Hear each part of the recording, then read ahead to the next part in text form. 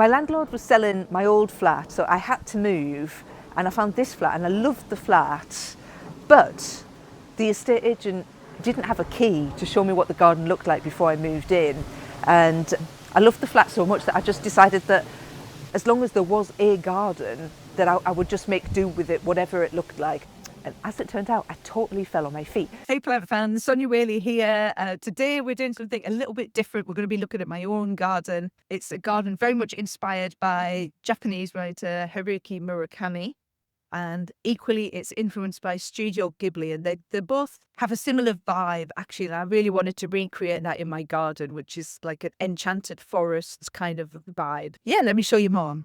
So basically, I came and saw the garden, finally got a key, but this was after I'd moved in, and came down and I saw the space and it was completely overgrown and it was all ivy and brambles, and there was a look like the prior tenant had left a load of junk.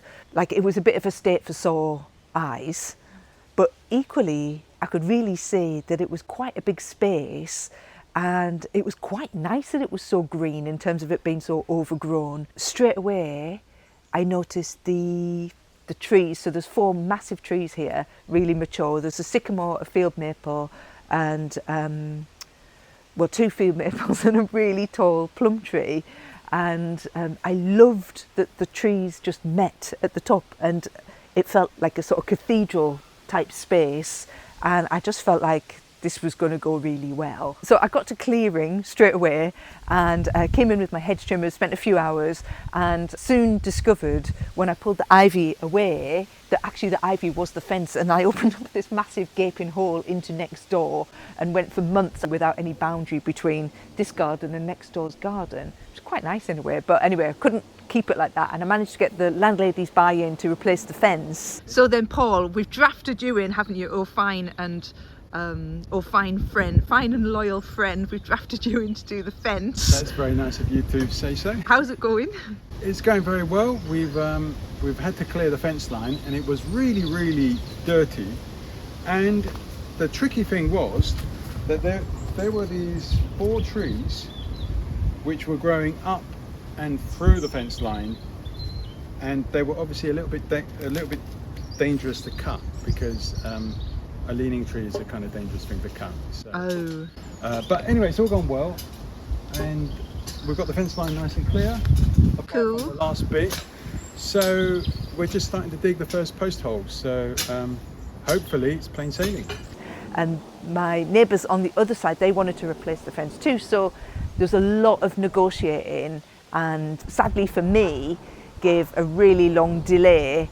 So I think that conversation went on from August, and the fence finally went up in November, at which point it was just too late to get the plants in. We'd had this massive deluge of rain that went on for months and months, and yeah, I couldn't put anything in because the ground conditions just weren't good enough.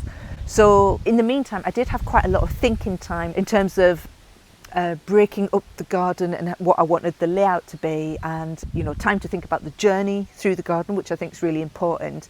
And because I want the garden to have a Murakami feel, which is all about the mystery, then I didn't want the garden to all be revealed at the same time.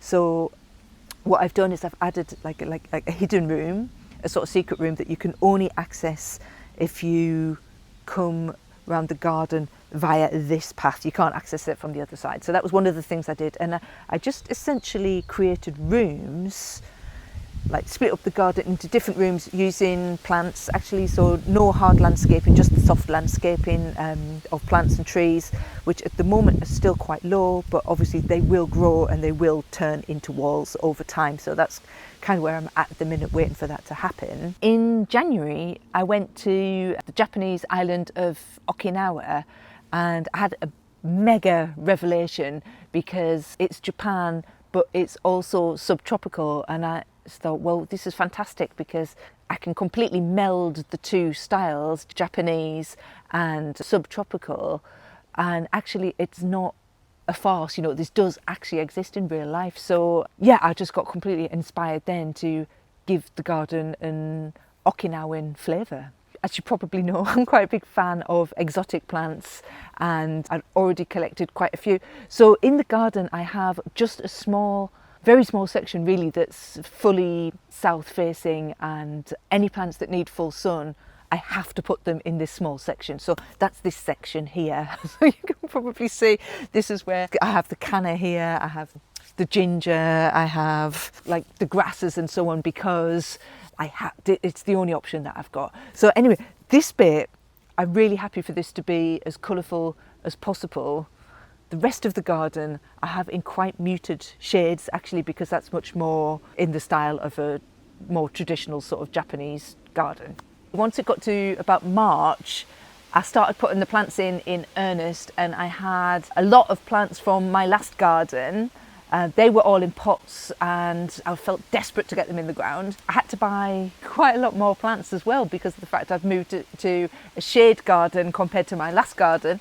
And happily, the plant fairs started up again in March. I'm a big fan of plant fairs because it's where you can always find the best plants. It was a bit of a landmark event when the tulips came up, which I'd managed to get in the ground in the autumn. With the tulips and the bluebells together and getting a little bit of colour, the garden actually started to look good for the first time. Only in isolated spots, but it did actually start to look good.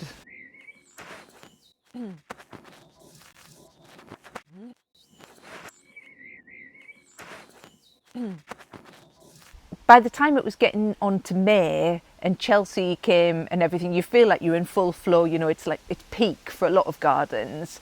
I started frantically trying to get the garden kind of finished with some element of polish on it. So I'd started painting the fence, I managed to get that finished. My idea is to get climbers across all of the fences so that it feels really closed in. So I put up wires for all of the fences, and by this time we started to do workshops, and I really wanted to create like an outdoor classroom space. So I ordered a couple of benches, and keeping in the Japan theme with the Studio Ghibli and so on, I ordered cushions that would really add to that effect, and a little bit of artwork, you know, going around and doing the odd painting and so on. Then at quite a late stage in the line, my neighbours decided to add an additional fence panel for the privacy, but unfortunately for me that knocks out a lot of the light that the garden was getting. So I kind of reacted by asking Paul back and getting him to raise the crown on the big sycamore behind, because I knew that some of the limbs were very low hanging, which felt nice and enclosed, but ultimately really now the light was becoming a bit critical, so I had to go ahead and do that. So Paul kindly stepped in, got that done. As it turns out, I quite like the extra fence panel now that it is in place, because obviously I benefit from the privacy too. I put a pond in. It's really important for me to get the water element into the garden. I'll probably put additional ponds in, but for now, anyway, they've got this really nice swamp cypress that I think it's a wired one that's shaped. I think it goes particularly well as a lovely arch over the pond.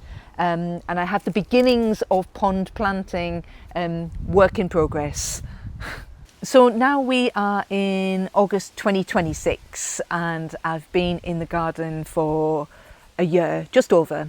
And for a long time, I didn't really let anyone come in because I just felt like it wasn't ready.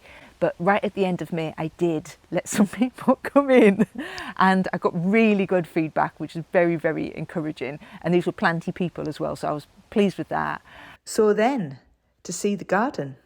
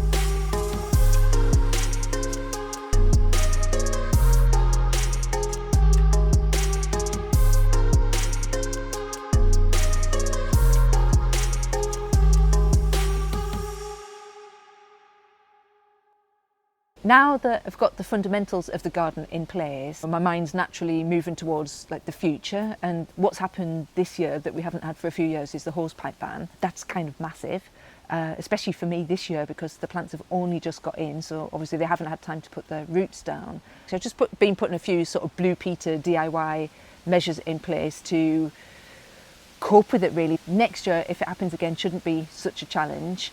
But yeah, it's about future-proofing the garden. What I want the garden to be, I want it to be a showcase, I suppose, for shady sites in terms of someone who might move into a place and think, oh, I've got a shady garden, can't do anything with it.